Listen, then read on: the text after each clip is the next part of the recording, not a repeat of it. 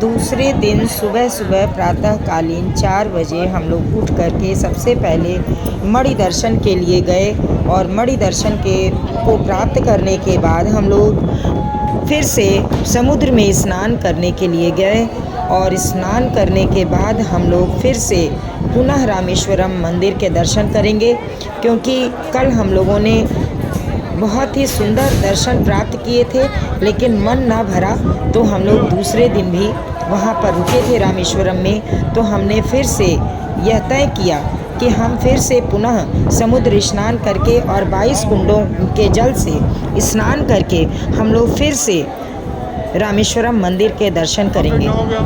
कहा जाता है कि 22 कुंड के जल से स्नान करने के बाद ही आप रामेश्वरम मंदिर के स्नान कर सकते हैं।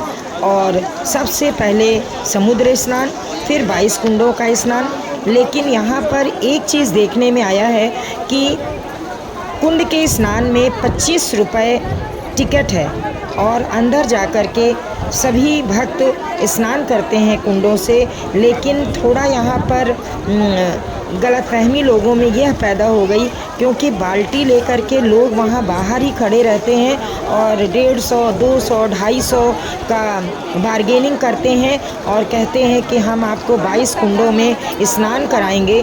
तो आप उसमें मत फंसिए, आप अंदर जाइए, टिकट कटाइए। 25-25 रुपए में टिकट कटते हैं। आप वहाँ जाइए और आप टिकट लीजिए और अंदर कुंड के अंदर स्नान के लिए आप प्रवेश कर लीजिए।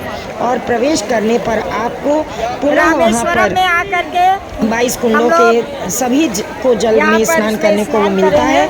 और जो लोग नहीं जानते हैं वह वहाँ पर जो वहाँ पंडे होते हैं या जो भी कह लीजिए जो बार्गेनिंग करने वाले होते हैं, वो बाल्टी लेकर खड़े रहते हैं और कहते हैं कि आपको हम स्नान करा देंगे।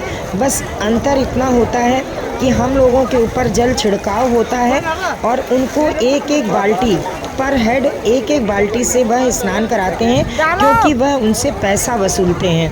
तो आप कुएं के जल से एक बाल्टी अगर आपको 22 कुंडों से जल से स्नान कराया जाएगा तो भी वही लाभ होगा। और आपके ऊपर अगर आधी बाल्टी भी पानी 22 कुंडों का पड़ेगा तो भी आपको उतना ही फल प्राप्त होगा जितना एक एक बाल्टी नहाने वालों से। इसलिए जो लोग वहाँ पर बार्गेनिंग करते हैं कि आपको हम 22 कुंडों के जल से स्नान कराएंगे, उससे आप बचें और स्वयं से आप टिकट कटाएं और स्वयं आप जाकर अंदर देखेंगे तो वहाँ पे स्नान कराने के लिए लोग वहाँ खड़े रहते हैं और आप अपना बारी बारी से 22 कुंडों की तरफ बढ़ते जाइए और आपको स्नान होता जाएगा। इस तरह से आप जल से स्नान भी कर लेंगे। लेकिन उसके बाद वहाँ पर कपड़ा भी बदलने के लिए बना हुआ है। अगर आप कपड़ा बदलना चाहते हैं तो आप कपड़ा बदलिए वहाँ पर, और अगर आपको वहाँ उचित नहीं लगता है तो आप अपने होटल में जाकर पहले कपड़ा चेंज करिए और फिर फ्रेश कपड़े पहनकर मंदिर में आप प्रवेश करेंगे। लेकिन बिना गीले कपड़े में आप मंदिर में प्रवेश नहीं कर सकते। इसलिए आप स्नान करें, कपड़ा बदलें और फिर से तैयार होकर मंदिर में आप प्रवेश करें। ऐसा यहाँ का नियम है। और एक नियम यहाँ का यह भी है कि महिलाएं पूर्ण भारतीय ड्रेस में तैयार हों तभी उन्हें प्रवेश मिलेगा। और पुरुष जितने भी हैं वो धोती और कुर्ता पहनकर ही उस मंदिर में जाएं, क्योंकि वहाँ पर pant, shirt, jeans, T shirt ये सब अलाउ नहीं है।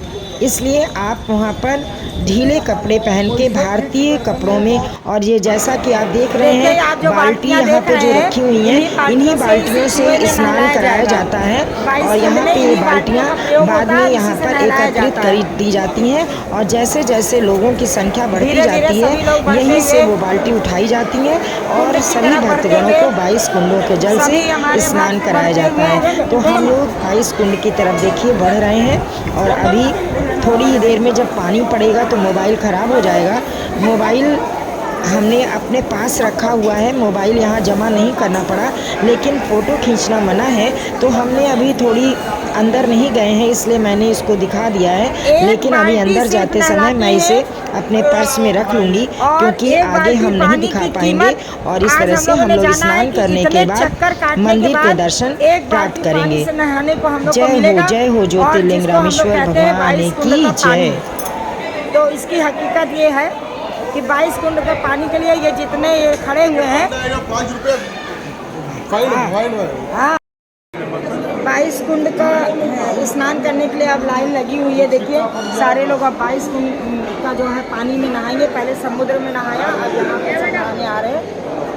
अभी थोड़ी देर के बाद हम लोग उसमें स्नान करेंगे, फिर उसके बाद दर्शन के लिए जाएंगे। इस तरह से हमें स्नान के बाद पुनः मंदिर के दर्शन प्राप्त हुए और रामेश्वर भगवान के समक्ष हम लोगों ने अपनी प्रार्थना की, अर्चना की। जय हिंद, जय भारत।